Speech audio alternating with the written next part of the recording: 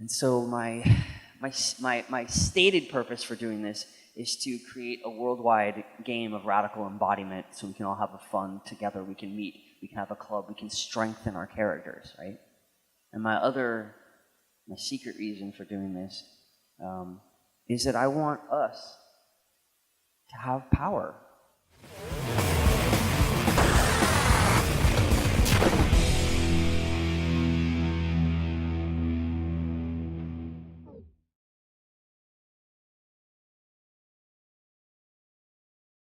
Bless the stage. Some luminaries up here. So, yeah.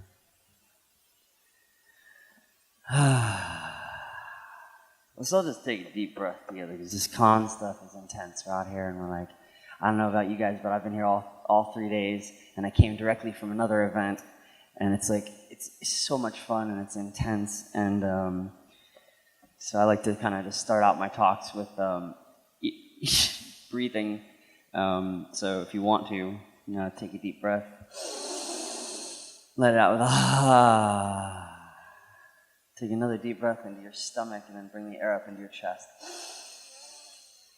Ah. All right. Some of you didn't make a noise. That's fine. Try to make a noise. Take a deep breath in. Ah. Yeah, that one. Yeah. And if you want, just take 5 breaths with me, and we're going to be breathing and pushing out, and then hold our breath for a second. And it's meant to make you a tiny bit lightheaded. It's my present to you. Take a deep breath in. Blow it out. Deep breath in. Blow it out. Deep breath in. Blow it out. Deep breath in. Blow it out. Deep breath in and hold it.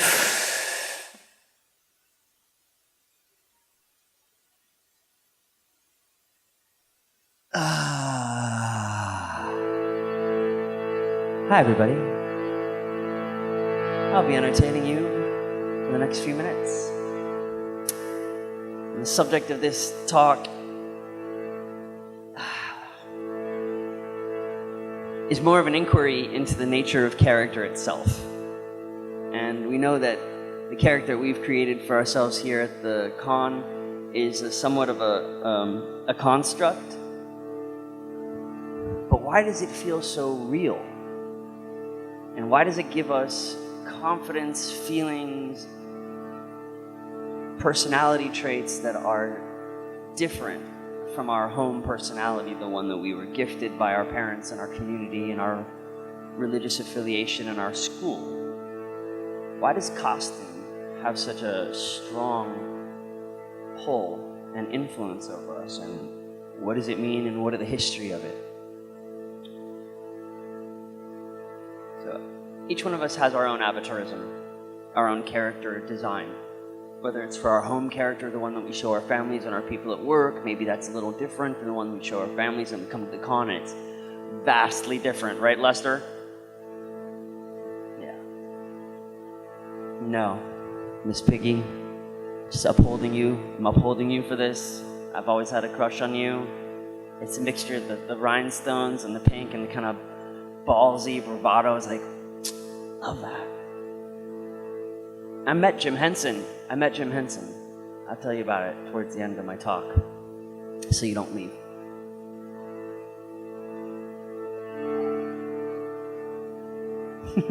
I know.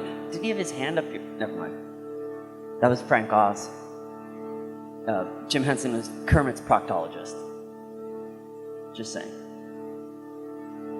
So your avatarism is your design for your character, and it might be more of a secret identity than an alter ego. I like to look at the alter ego as like your Clark Kent character, bumps into walls, can't talk to people they're attracted to, nervous. Yeah, he's supposed to be a photojournalist, but kind of like, in a way, kind of sucks. And then he puts on the suit, and he saves everybody. Everyone thinks he's awesome. And so for me, that's a metaphor for our secret identity, which we wish we could be more, but it takes certain magic to activate it. And the ancient Greeks knew about this magic because they invented the persona, which was a mask that had a megaphone on the front of it.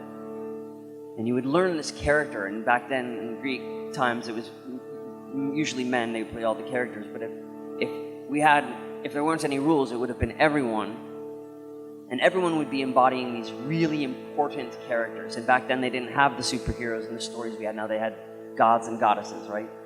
So people would embody these Greek gods and goddesses, and the crowds who came to watch, it wasn't so much a performance, but you were getting to see the god embodied on stage. The people that were involved in this, they never ever forgot that feeling, and it was really kind of a rite of passage back in those times. This was something that everybody did. You went and you joined a chorus and you embodied this godlike archetype of that culture. And can you imagine? They had their own cosplay, and it was so elevated that it was actually like part of their religion or philosophy. And they used these words: costume, cosmetic. And if you notice, that's linked to the word cosmos, because they knew that the persona, the cosmetic, and the cosmos, the cosmetic and the costume, led to a type of communication style that was universal, cosmic, what they call cosmic consciousness. And to me, that's kind of a new age term, and you don't know what it means, but to me it means you are able to pass your idea, your personality, your magic, your magnetism on to more people. So you're able to share something. So when we're at conventions and we're feeling really good and we've got our costume on, and maybe we've worked on it for a week or a day or a month or a year or 2 years, and we come out here and we get, for some of us, we get the first taste of celebrity, the first taste of adoration. Let's call it the first taste of worship, in a way that human beings can give to one another. And I know, because I did this talk yesterday, somebody came up to me afterwards and was like, I was that kid you were talking about that was suicidal a month ago. And if it weren't for these types of things and these interactions, where I get adoration, people take my picture, they tell me I'm beautiful, that'd be a huge empty spot in my character. I think I might have taken myself out. This is really amazing. Cosplay really is something more than people let on. So when we think about our own avatarism, we augment it with probably the things that we need. Like Lester here. Odds are you're a nice man. Right now you're a serial killer. And it's funny because I've played a bunch of villains. My most famous one may be Control Freak from Teen Titans. And he exists to F with people and to tell them how they suck. And in real life, I'm really nice. That's a chord change to prove how nice I am. I'm so nice. Okay, but you get to, I'm so nice. But you don't want to be fucking nice all the time, because I'm a gangsta unicorn. And gangsta unicorns you shouldn't F with. There's a reason we have that horn. It's for goring you.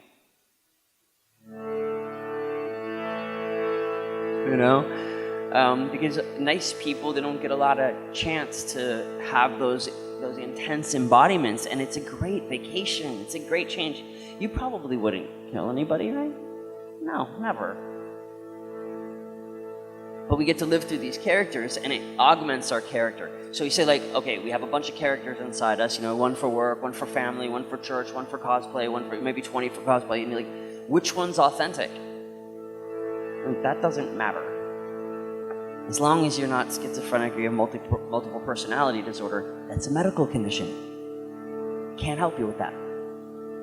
But it's a feature of this game, not a bug, that you can let it go, your embodiment, whenever you want, but you still maintain and retain the lessons and the confidence that you got from it. I think the confidence is one of the most important parts of this cosplay, is because, we don't do cosplay in a vacuum. It's for sharing. It's for other people. It's meant to first inspire us and then, share with other people and inspire them and hopefully get us some attention. I think there's like a whole negative aspect of like, you just want attention. And when somebody says that to me, I go, yeah, okay. What's the problem? Don't you? And if you're willing to do it in ugly, bad ways, like being a bad person and yelling and doing just to get your attention, of course, no one's going to like you. But if you're fabulous, as some of us, I hold the candle for the, fabulously dressed male, because we're kind of locked out of that, beauty. You don't usually, as a guy, you don't usually get somebody calling you pretty. Maybe it make you uncomfortable, but for me, I was bullied as a kid. I was sexually abused and molested, and my friend was raped. And I like to tell people that, not for pity, don't pity me. I turned it into a superpower. Because I know that I'm not the only one that had horrible things happen to them by people who are dominating and control over me. And I'll tell you one reason that they told me, some of these people, more than one that I had to work with, he told me, I'm doing this for your own good. Because you're a sissy. Call me horrible names. And these people try to cast our character. They try to build our character according to their own rules. And a lot of times, the people that try to make you into someone, they were bullied, they were abused. So they're giving you that gift, okay? But I want to change it. And I want to say that our character that we're creating is the fucking gift. Excuse my F-bomb.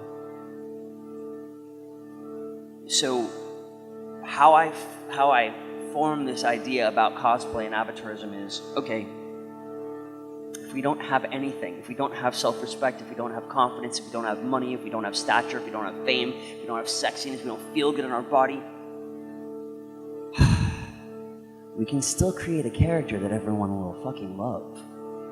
Because I've proven it. Lester's proven it. Miss Piggy has proven it. You can walk through a con and be loved. And that's just different than what we're used to. And so because it's different, it's a lesson. And because it's a lesson, it's a medicine for something. My avataarism is all about Willy Wonka, Alan Watts, Kermit the Frog. I used to be a toy maker for a company called Playworks, and I had a chance to help design and build a Polly Pocket for a few years. And I also designed the second version of Uncle Milton's Ant Farm that you could buy, in the back of comic books, that iconic ant farm. It was a dream of mine to make toys. 2 dreams. One was to be an actor, and the other one was to be a toy maker. And my good friend who was on stage a second ago, Jason Marsden, he came and visited me after I was working at the toy factory for a few years, and he was like, wow, you're doing all these cool things. Look, you made the Pee Wee Herman talking doll, and you made all the Star Wars, shampoo bottle toppers, and you made all this cool Polly Pocket stuff. Why are you here? I was like, oh, because I'm going to be an action figure. I'm going to learn how to make myself into an action figure, because that's my dream. And he goes, you could probably become an action figure a lot faster if you went into voice acting again. It's like, oh shit. And I realized I was kind of hiding out, because my character is a performer, is an actor. But sometimes we get off track, especially when you're abused. You get off track. You don't want to do the things that you loved anymore because they're dangerous, because they have contained bad memories. Somebody messed with you while you were doing the thing that you loved. Somebody really messed with me while I was doing my acting. And I just wanted to act. I just wanted to be an actor, and I was 12. So I had to retreat into this idea of character. And it saved my ass. So I looked around me, and you know what I thought? These are not the characters that I desire to be around my whole life. This isn't what I'm about. And so I got on my bicycle, and I drove out to the back lot of Universal Studios, and I took out my Swiss Army knife. And I was just like, fuck. And I started cutting these ropes. And I cut the ropes. I was like, wow, this is a great Christmas present from Mom, great knife. And I cut the ropes and I pushed the boat out into the middle of Jaws Harbor. Sat and watched as a tram came in. The boat got tangled in the animatronics for the boat. Oh no, help, help, help! Look, it's Jaws off the port bow of the tram. And the boat is like tangled and they had to shut down the ride. I don't know why I told you guys that. I'm just a badass.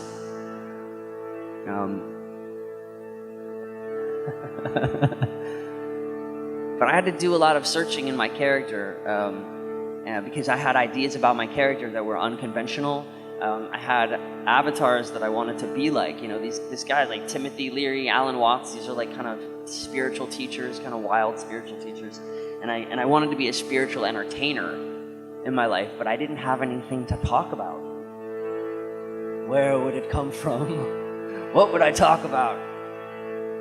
And I remembered I had met Jim Henson, you know, when I was 7 years old at the gallery opening for The Dark Crystal. My mom took me in before it opened, and I always tell this story because it was formative in my life. My mom pushed me in front of Jim Henson, and this is a lesson for everybody, you know, all these guys that were on stage, you know, these are my idols. I was just sitting next to Billy West. I can't tell you how much I idolized that man. I almost cried sitting up there. Like getting emotional right now because I'm sitting on stage finally with my heroes. And when you put a lot of effort into your embodiment meaning your character design, meaning the character that you give to the world as a gift from day to day. You do your work. You up level. You get better at it. You're not afraid to get in a conversation with one of your heroes. You can't be scared of them. You got to step forward and ask them really stupid questions, even if you think that, you know, they're stupid. You just need to know this. You know, what about the uvula? What do you do with it? Is it just a thing that hangs in the back of your throat? Or can you like actually, what is it for? And Billy will be like, I don't know what the hell you're talking about. And you get into a great conversation with some luminary, and then in 2 minutes he'll tell you something amazing. So I stepped up to Jim Henson. My mom pushed me. She's like, ask him a question. I said, how'd you make this? Pointing to stuff. The stuff of the Dark Crystal. Expecting fully he was gonna be like, get your hot glue gun. Get some fur and some eyeballs, and I will show you, young Jedi, how you will make Muppets, you know? But he didn't talk down to kids. And that simplisticness would have been talking down to me. And he looked at me and he was like, this is Jim Henson.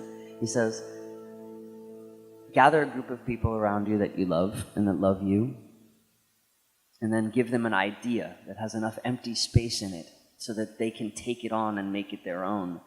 And when you get it back, it's more beautiful than you ever thought possible. More beautiful than you ever imagined.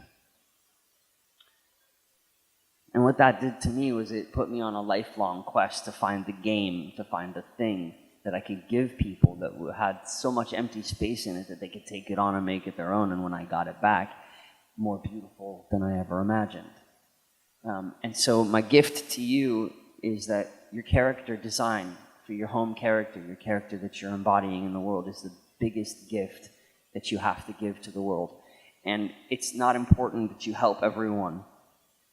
You have to help yourself and develop your own character, because that is the gift, and contained in your gift of your character is your mission, your heart-centered mission, your heart-centered quest, what you want to do and accomplish in the world.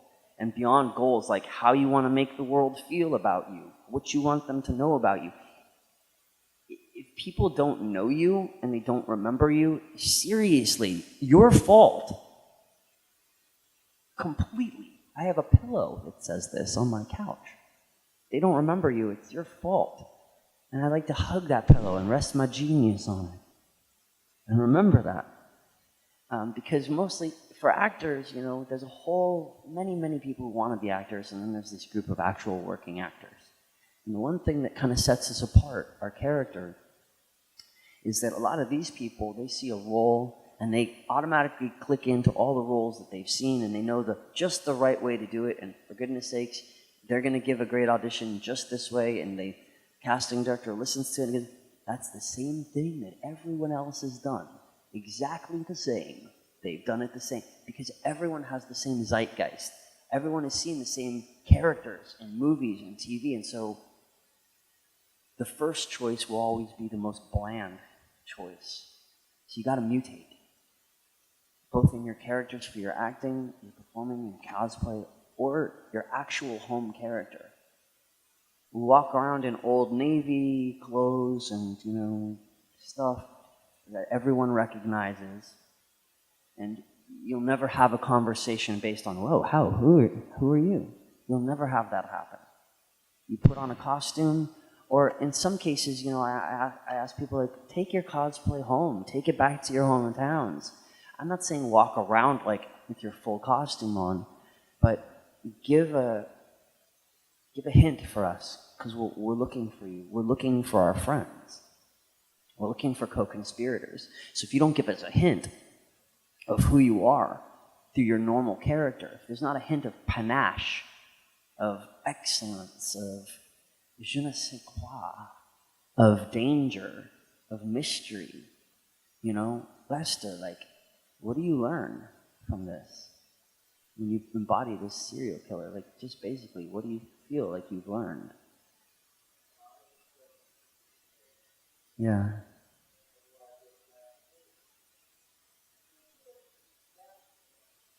Yeah. I don't want to get personal, but, are you good with people? Like, normally, like, new situations, you get a little shy. I was. Yeah.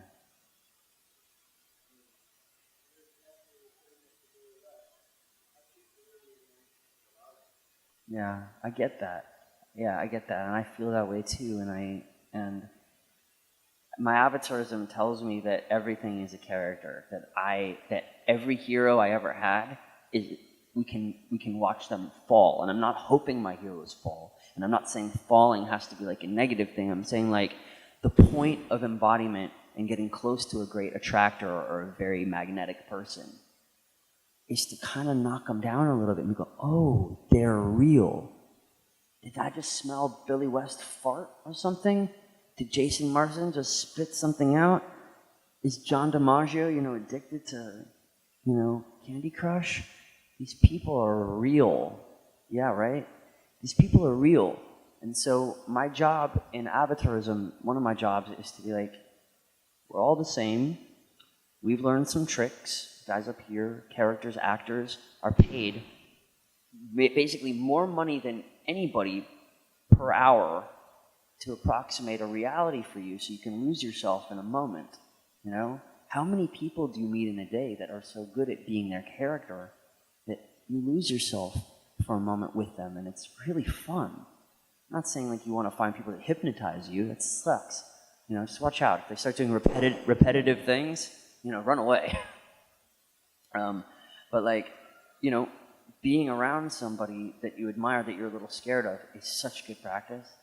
And can I tell our story? Well, just how we interacted just before we came in here. Do you mind? Okay. So Lester, you were here for my first workshop yesterday. Yeah, you heard the gym. So Lester, one of my jobs in coaching people, I coach. And it's been amazing since I've created this game. I've coached people from the World Bank, Leidos, Amazon, Microsoft, executives from huge companies that find me through social media and go, people will say that I talk like a robot, so I need to, I work for the World Bank and I need to give speeches. Would you please help me? I'm like, do you like working for the World Bank? Well, it's a job. I'm like, you're going to have to figure out something you like and talk about that. And then add World Bank on top of that. Augment it with that, because I just don't know, you've been working there for years and you're still talking like this. What parts of our character are unconscious? What parts of our character are we defending that nobody enjoys? Why are you defending it? Nobody enjoys that. I'm just being authentic. People can't take me full strength.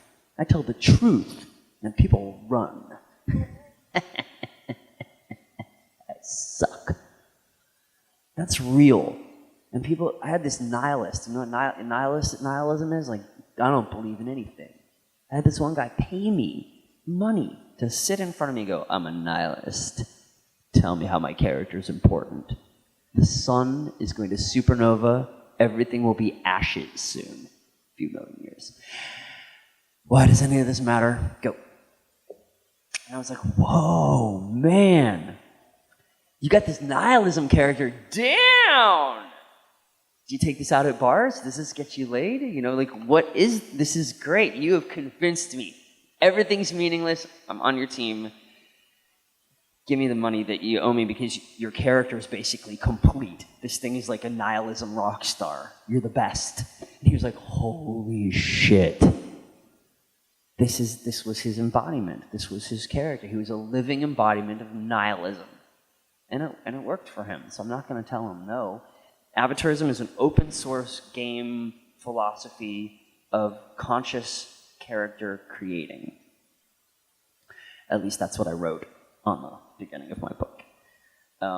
And for everybody it's different. I like it that it's open source because I could never tell you how to be, but I can encourage you and I can ask you, like, what turns you on and what makes you nervous? Because that's something. Because when you find those two things together, you might find, you know, your kinkiness, but you also might find, I'm nervous and excited about being a unicorn gangster. Because I want to hold a candle for fabulous heterosexual men that aren't afraid to have feminine attributes. And it's fine. We exist. I also want to hold a candle for artists that don't have to starve and don't have to suffer. This is my embodiment. And my embodiment is also the trickster and the spiritual entertainer who hopefully makes you laugh, maybe makes you cry, and when you leave, maybe 5% of what I say will land on you. Because we need help. This culture needs help. And it's screaming out for heroes. That's why some of the biggest business right now is hero movies, conventions. But I gotta tell you, they're not who we're looking for. We are the ones we've been looking for. And that's why embodying these heroes and these villains is so important, because there are real heroes and there are real villains. And the real villains right now have kind of a foothold. And so my stated purpose for doing this is to create a worldwide game of radical embodiment so we can all have a fun together, we can meet, we can have a club, we can strengthen our characters, right? And my secret reason for doing this is that I want us to have power. I want us to have political power. I don't want to talk about politics, but imagine a group of cosplayers, activists, people with heart, people with caring, people with sweetness, people with sociability, all of us getting behind something. Do you think that they would be able to ignore us? I think not. I think we would be the coolest, hottest, most interesting, most magnetic group of activists, people searching for the right way to do things in this country and the world within our group. So I give you that idea that in some way, by creating your character and making yourself stronger, you are going to improve the world. Work on yourself first. You can't help anybody if you're weak. And it's okay to be weak. I have a debilitating illness. I used to have borderline Tourette syndrome. You know, I go into facial tics. After I was abused, I developed all these facial tics. You know, one was this, I couldn't stop doing this. Other was like this. And I realized that my character had contained in it some programs that I call degenerate programs, given to me by other people. Degenerate programming, bad programming, substandard programming, given to me by abusive people, stuff that didn't make sense, my trauma, all this stuff. And I was having thoughts, and some of these thoughts were so invisible and so under the radar that they affected my character in ways that I felt like I couldn't control. And so my character, I really needed training. I needed to train myself. I trained myself in something called biofeedback, which is like listening to your stress level as a sound. I trained in mindfulness meditation in Thailand with monks. I listened to meditation tapes. I tried everything, blinky lights in my eyes, all kinds of stuff. And I give that gift to you, not the gift of like do this one specific thing, but like hey, play with your mind, play with yourselves. It's totally natural.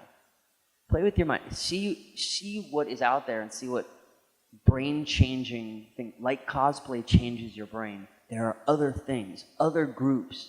I've just said Burning Man. It's a huge brain-change environment where, just like cosplay, everybody's accepted for their most crazy, most beautiful, most feral human character. And when we go to these places, your avatar gets really bright, shiny. Your avatarism becomes very strong. And I like to say, like, events like this are like avatar. If your character is an avatar, then this is avatourism, you know? And you can count on people here mostly respecting you. You know, cosplay isn't consent, okay? You ask, can I take your picture? May I hug you? May I shake your hand? No, you don't. Just shake your hand. Consent, shaking hands. I don't think that exists. They don't want to shake your hand. They'll go, yeah, buddy, punch it. But these places we come are incubators for spiritual awareness, whether you want to agree with me or not. I get amazing spiritual up levels when I come here and I talk to people and I augment my character with theirs. There was a gentleman here, you've seen him, he's like a furry. He's got the skull face and the ears. Bastille, he won second place. You know, and furries get a bad name because people think it's stupid, childish, kinky, whatever they're saying about it, you know. Fuck it, I love these people. These people are my people. Well, they act a little different, they wear a different costume. But I swear to God, I understand what they're trying to do. And the fact that they need to cover up completely, it makes me respect them more, because obviously there's something in there that needs to hide, and I don't want to make fun of hiding. It's not hiding, it's a fucking character. And you look at how he sat, and I saw him without the character, and he's like, hey, what's up, dude? And then he came back later with the character, and he was like, hello, sir. And I was like, you know, this man's a prince. He's cosplay royalty. He might be living in a trailer park with some racist parents. I've met those people. You get out. You embody a character that's completely different from the ones that your parents and your group tried to give you. And it is like reading a sacred text. You come out like, oh, do that again, experience that again. You know, people go back and back to a church or a cult or a book or they watch the same show over and over to get that feeling. I know some of us get really wrapped up in one show, and it doesn't matter how many times we watch it, it gives us that good feeling. And I want to tell you, your cosplay, your character could do that for you every day. I dress up almost every day, don't I, Rachel? I dress up like this almost every day, and I get made fun of. People go, whoa, what's that? That's my firewall. You show me that you're abusive right now, so I know. You show me that you're an angry, judgmental prick. Show me now, so we can get it out of the way. So either I can heal you with my immense spirit, or I can get the hell away from you so you won't hurt me. This is a firewall. This is a real, cosplay is a real technology for up-leveling yourself. So, how much time do I have, guys? Yeah. So like I was saying, my avatarism is partially based on Gene Wilder's portrayal of Willy Wonka. And the reason for that is I was a little kid who got abused, and so I wanted to be magical, powerful, and scary. so you wouldn't F with me. I wanted to have a magic that was undeniable. I wanted to have a lineage.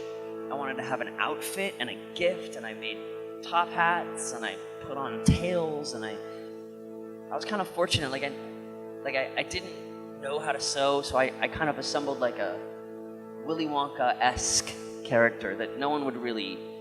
I mean, people recognize, well, it's kind of like Willy Wonka, so it wasn't ever like an exact cosplay, but it was definitely imposing. And it got me what I wanted. It got me people stopping and saying, oh, what's this about? And I'd say, let's play. And some people would say, oh, people don't dress like that here. And I'd say, I know who you are. Close your eyes. Make a wish. Count to 3. Come with me, and you'll be in a world of pure imagination. Take a look, and what you'll see is beyond your imagination.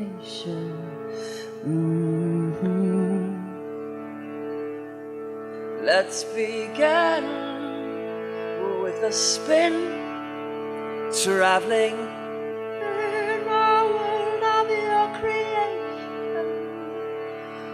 What will be well-defined explanation.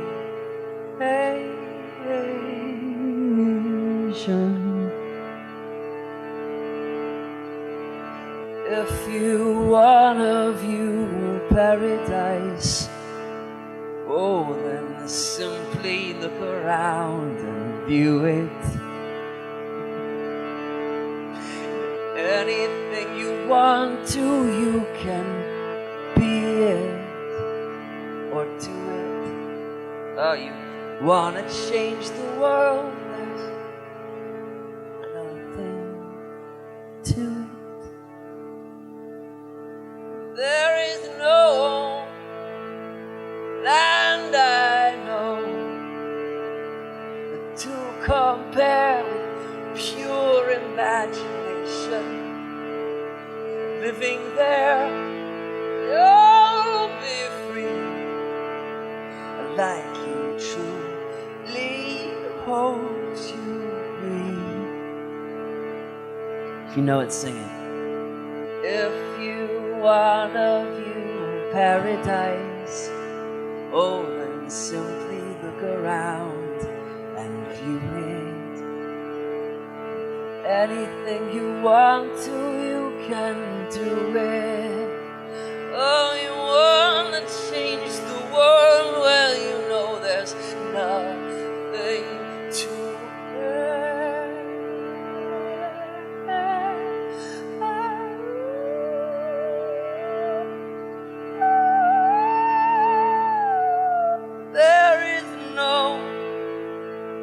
land I know to compare with pure imagination. Living there, you'll be free, like you truly hold you.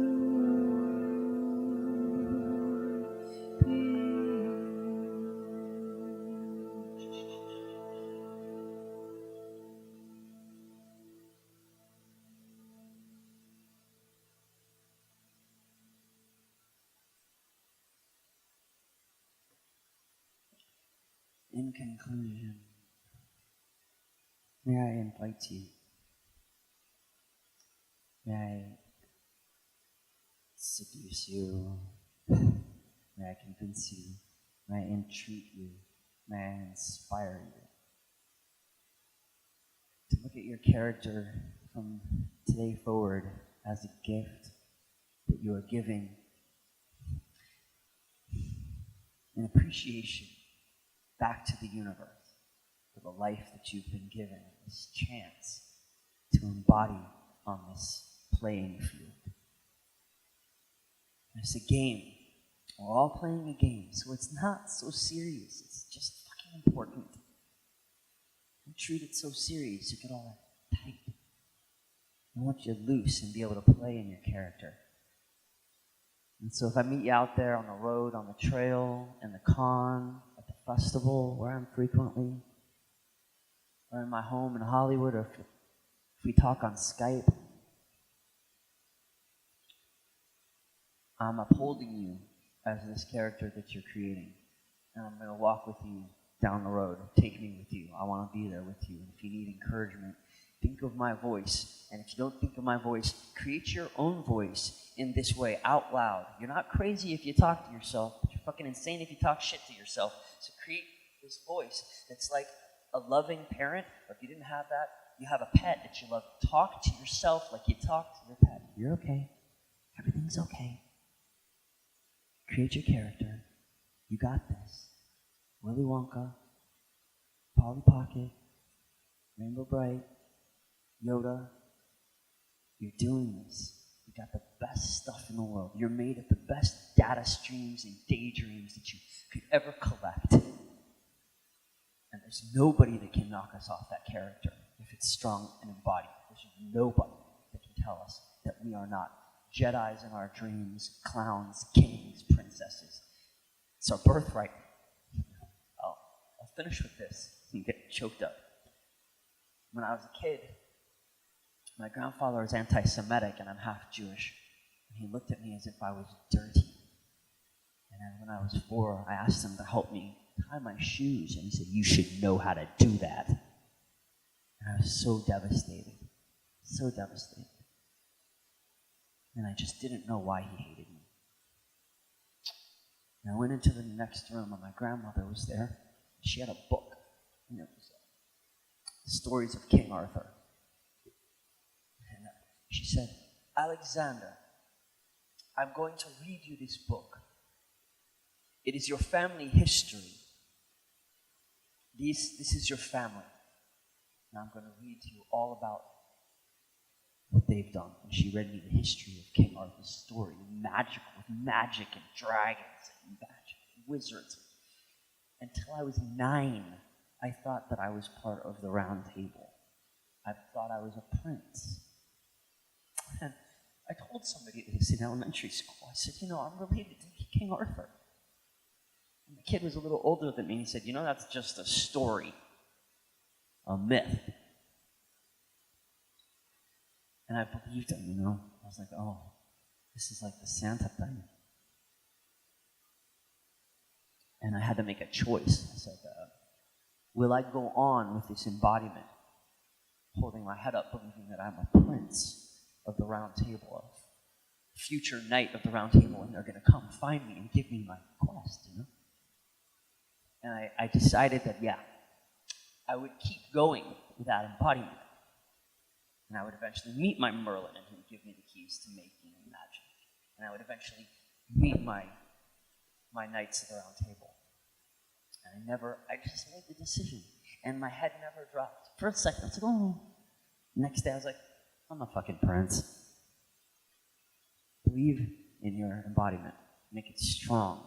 Make it beautiful.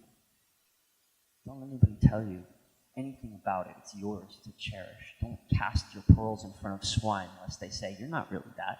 Don't let people do that. Your embodiment is your gift to the universe, and I'm just really super grateful that you guys came.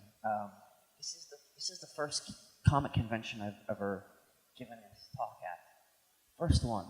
And I hope I get to do this a lot, and more and more. And I just thank you so much for being here, for helping me to create my character.